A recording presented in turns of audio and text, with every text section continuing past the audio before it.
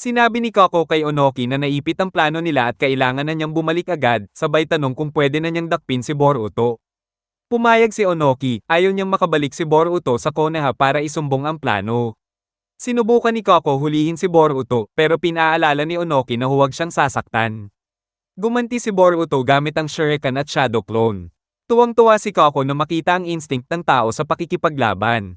Nag-aalala sina Inojin, Sarada, at Chocho sa matagal na pagkawala ni Boruto at Shikadai. Kaya nagpa siya silang hanapin ng mga ito. Nakita nila si Akatsuki na sugatan at in-update siya tungkol sa sitwasyon. Patuloy ang laban ni Boruto at Koko, gamit ni Boruto ang mga clone para umatake gamit ang wired at electrified kunai, pati taijutsu. Winasak ni Koko ang mga clone gamit ang dust release. Umatras si Boruto at naghagis ng kunai na may explosive tag, at ang pagsabog ay narinig ng mga Konoha genin.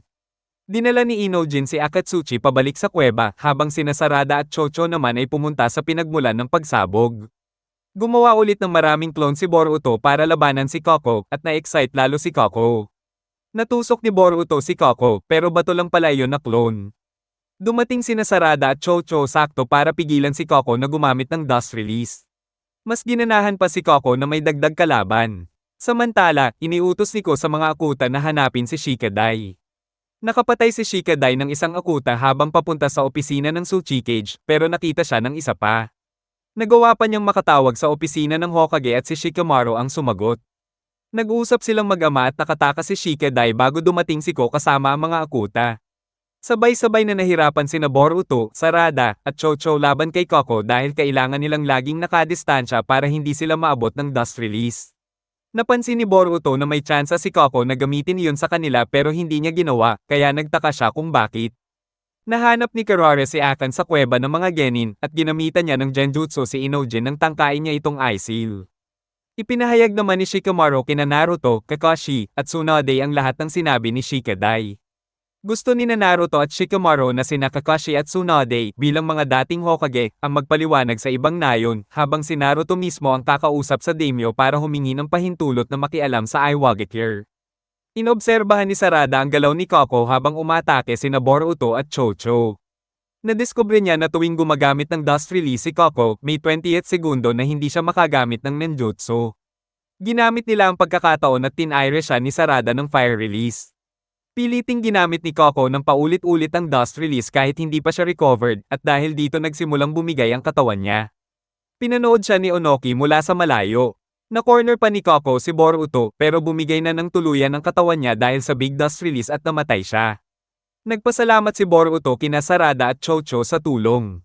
Nagulat si Onoki kung bakit hindi siya sinunod ni Koko, at muling sinabi ni Boruto na may sariling kalooban ang mga fabrications. Dumating si Inojin at biglang tinutukan ng banta si Boruto dahil kontrolado na siya ng genjutsu ni Karara. Plano ni Karara na dalhin silang lahat kay Ko. Inihatid ni Onoki ang mga bihag na genin ng Konoha pati si Akatsuki para hindi sila makialam sa plano niya. Pagdating nila sa Iwagakure, nagulat si Onoki nang makita ang mga bakas ng laban sa buong village. Tinanong niya si Karara kung anong nangyari, pero sabi nito, si Ko raw ang tanungin niya. Sabi ni Ko, maayos naman daw ang lahat ayon sa plano. Pero kinwestiyon siya ni Onoki, bakit wala ang mga villagers at bakit naglipa na ang mga akute sa kalsada. Sagot ni Ko, nag-iba na raw ang sitwasyon. Paubos na ang oras ng mga fabrications at mayroon na siyang mga taong gagamitin para kunin ang mga puso. Tinanong siya ni Boruto tungkol sa sinabi niyang layunin ng mga fabrications noon. Galit si Onoki at sinabi niyang kabaligtaran ang ginagawa ni Ko sa kanyang kagustuhan, imbis na iligtas ang mga kabataan, isasakripisyo niya ang mga ito. Ipinakita ni Ko ang pagkasira ng katawan niya, pero iniutos pa rin ni Onoki na palayain ang mga bihag. Tinuligsa ni Ko ang paninindigan ni Onoki at ang kahandaang isakripisyo ang fabrications.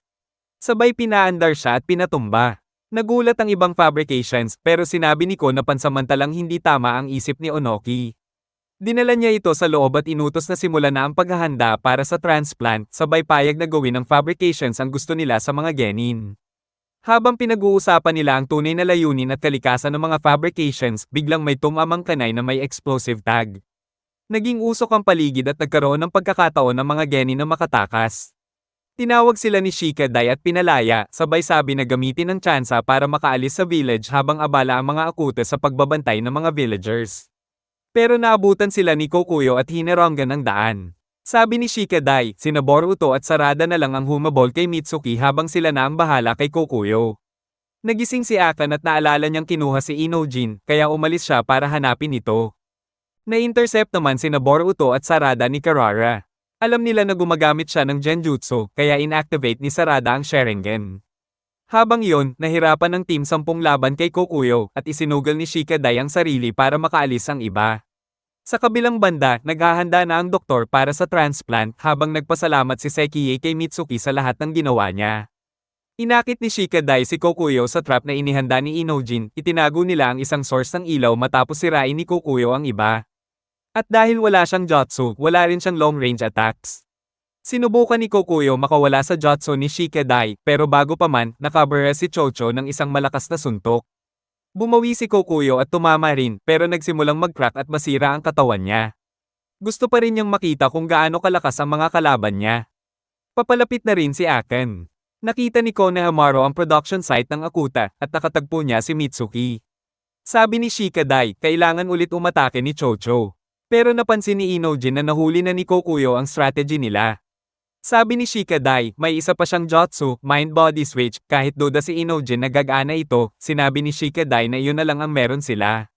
Ginamit ni Shikadai ang sarili niya bilang pain, kaya nagawa ni Inojin sakupin ang katawan ni Kokuyo. Nagawa ni Kokuyo na itulak palabas si Inojin at umiwas sa human bullet tank ni Chocho. Nang papatama na siya kay Inojin, hinaranggan ni Akan ang paningin niya, kaya nagkaroon ulit ng tsansa ang grupo. Nasira ang mask ni Akan ng tamaan, pero nakabara ng mabigat na atake si Chocho. Naguguluhan si Kokuyo kung bakit ipinapahamak ng tao ang sarili para lumaban. Pinaliwanag ni Shikadai na may ibang klase ng lakas ang tao, lakas ng puso.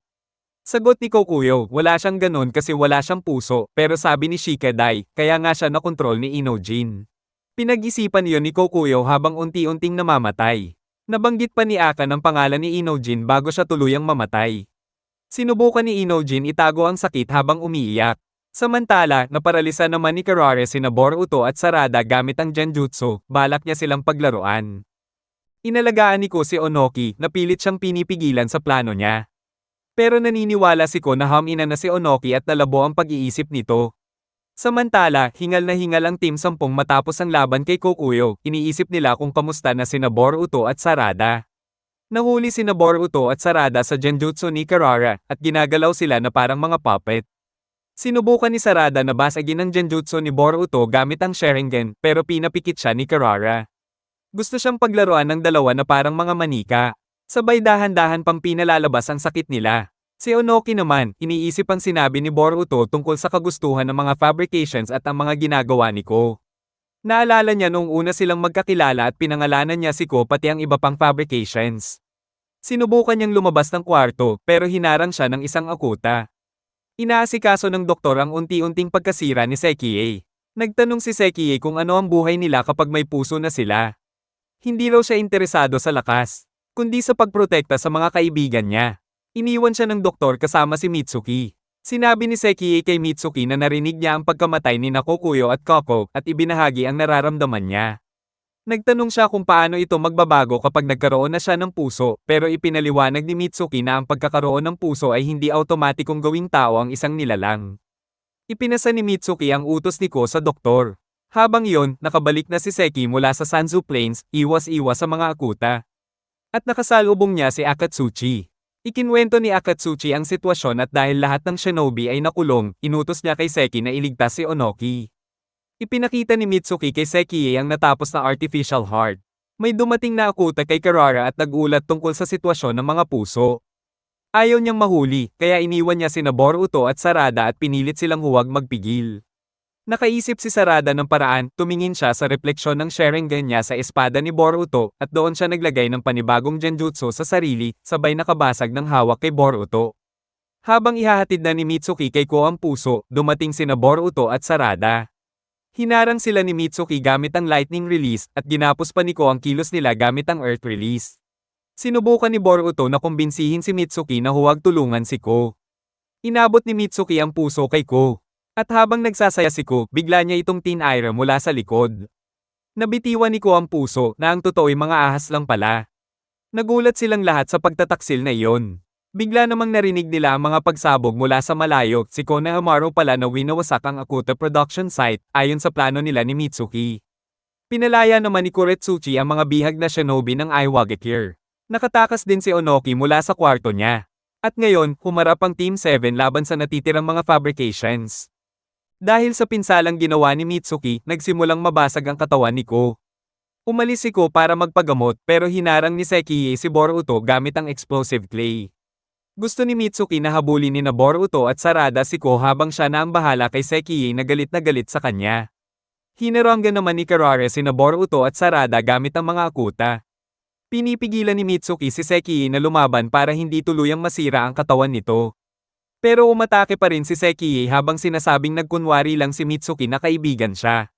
Nawasak ni Boruto at Sarada ang ilan sa mga akuta ni Karara at nagsimulang masira rin ang katawan niya. Naglabas si Karara ng dambuhalang akuta para patayin sila. Tinawag ni Boruto si Garaga para tumulong. Habang nag-uusap sila ni Boruto, nakikipaglaban si Garaga sa higanteng akuta. Kumilos si Sarada laban kay Karara, ginamit ang Sharingan Genjutsu para ma-distract siya at nagkaroon ng butas para tamaan siya ng lightning release. Inutusan ni Karara ang higanteng akuta na iligtas siya. Pero pinisil ito ni Garaga hanggang sa masira at nadaganan pa si Karara ng sariling piraso. Tuloy-tuloy pa rin ang atake ni Sekiye kay Mitsuki habang binabato siya ng mga akusasyon. Tinuligsa ni Mitsuki ang landas ni Ko pero naniniwala siyang pwede pang mailigtas si Sekiye. Nakuha ni Sekiye na lumaban si Mitsuki matapos niyang bantaan na papatayin si Boruto. Tinanggal ni Mitsuki ang kapangyarihan ng explosive clay gamit ang lightning release. Samantala, nadatnan ni Seki si Onoki na palihim na tumatakas at ipinaliwanag na siya ay pinapunta ni Akatsuchi. Nakarating si Ko sa doktor pero sinabi sa kanya na nakatakas ang mga donor. Kaya nagpasya siyang kunin na lang ang puso ng doktor. Nag-alok si Mitsuki na dalhin si Sekiye kay Orochimaru pero sobra na ang pinsala kay Sekiye. Nagmuni-muni siya kung paano sila magkatulad at magkaiba ni Mitsuki, pati na rin ang kanilang damdamin at dahilan. Tuluyan siyang namatay. Pinamunuan naman ni Kuretsuchi ang mga shinobi ng Iwa para bawiin ang mga sektor ng Nayon. Nakabalik si Mitsuki at nakasabay sina Boruto at Sarada sa Old City at nadatnan nila si Ko na nakarecover na at may bago ng puso. Si Ko tuwang-tuwa sa bago niyang lakas. Para sa mga geni ng Konoha, sobrang delikado siya para pabayaan lang. Habang papunta sila sa Old City, napagod si Seki at huminto pero napansin ni Onoki ang mga sira sa lumang opisina ng Tsuchi Cage. Naalala niya si Kosuchi at sinabing hindi niya pwedeng palampasin ang oras na yun. Nakipaglaban si Ko kay Mitsuki, ikinulong siya gamit ang mga batong poste. Sabi niya pareho silang gawa ng tao kaya dapat magkaintindihan sila. Hindi pumayag sina Sarada at Boruto. Gumamit ng espada si Ko at tinabig si Boruto. Nang sabihin ni Boruto na hindi kailanman gustong sumali si Mitsuki sa kanila, iginiit ni Ko na kung gusto talaga niyang humingi ng tulong, ginawa na niya yon sa Konoha, pero imbes pumunta siya sa mga kapwa artipisyal na tao. Nagdalawang isip si Mitsuki at inakala ni Ko na patunay yun, sinabing hindi alam ni Boruto ang pinagdadaanan niya kaya wala siyang karapatang sabihing kaibigan siya ni Mitsuki. Nagready si Ko ng dust release laban kay Boruto. Pero nabasag ni Mitsuki ang pagkakakulong niya at lumaban gamit ang Sage Mode. Bumagsak ang mga bato at natrap sina Boruto at Sarada. Sa Konoha, stress si Shikamaru sa pagkuha ng permiso para makapasok sa Land of Earth. Napansin ni Naruto na stress din si Sai dahil si Inojin ay kasama. Nakinig si Wasabi at isinumbong sa teams 15 at 5. Gusto nilang tumulong pero bawal silang umalis. Naghanda si Naruto na umalis, humingi ng permiso ang dalawang team pero tumanggi siya. Sabi nila kahit wala silang basbas, susunod pa rin sila. Na-appreciate ni Naruto ang tapang nila at hindi na sila pinigilan ni Sai at Shikamaru. Nagtanggal ng mga bato si Sarada. Aminado si Boruto na kailangan pa nilang kilalanin si Mitsuki pero sabi ni Sarada sapat na ang ginawa nila. Dumating si Seki at nilinis ang natitirang bato, sinabing kasama niya si Onoki. Hiningi niyang dalhin siya kay Ko. Na-impress si Ko sa Sage Mode ni Mitsuki at gustong gamitin ang katawan nito para gumawa ng mas maraming fabrications. Pinulupot siya ni Mitsuki ng mga ahas, pero gumawa si Ko ng golem na may espada at pinutol ang mga iyon, pinilit si Mitsuki bumalik mula sa Sage Mode. Gusto na niyang lalong pahinain si Mitsuki pero dumating sina Onoki, Boruto, at Sarada. Tinanong ni Onoki kung kailan siya nalihi sa pagprotekta sa mahihina, pero sagot ni Ko isa lang siyang sisidlan ng galit na minana mula kay Onoki. Magpapapatay na sana siya pero nakatakas sila papunta sa underground stream. Naalala ni Onoki ang babala ni Ishikawa tungkol sa Wheel of Stone na napalitan ng galit. Nagising siya sa parehong kwarto. Tinanong ni Boruto si Mitsuki kung nahanap na niya ang hinahanap. Ipinaliwanag ni Mitsuki na maraming bagay ang nakita niya mula nang umalis siya at kahit hindi siya sigurado kung wala talaga siyang laman, sigurado siya sa kanyang sariling kalooban. Sinabi ni Boruto na gusto nilang makilala ang totoong siya. At ibinalik ang forehead protector. Plano ni Mitsuki na ilayo si Ko habang inaalagaan nila si Onoki, pero sinabi ni Boruto na ang nasa harap nila ay siya mismo. Dumating si Ko sa kanilang lugar. Dinistract siya ni Boruto gamit ang Shadow Clones. Kinuha ni Ko ang mga bato at ginamit para sirain ang clones.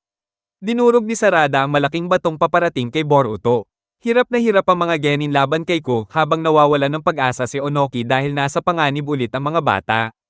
Ginamit ni Sarada ang Sharingan para umiwas sa mga bato at nagready si Ko ng Dust Release. Sinalubong ito ni Sarada at Mitsuki ng sariling ninjutsu, ginamit ang pagsabog bilang usok para makalapit at hinawakan ng braso niya para hindi makagawa ng hand seal. Tinapon sila ni Ko pero sumugod si Boruto. Tinamaan siya ng bato gauntlet pero shadow clone lang pala. Ang totoong Boruto ay tumira ng Rasengan sa puso ni Ko. Mahina na si Ko pero nagready ng higanteng Dust Release. Kino-counter ito ni Onoki gamit ang sarili niyang Dust Release. Inamin niya na napilipit ang kanyang pangako kay Kosuchi at kailangan niyang ituwid. Mas malakas ang jutsu ni Onoki, pinatay si Ko at kinuha pati malaking parte ng gusali. Dumating si Seki at nadatnan sila.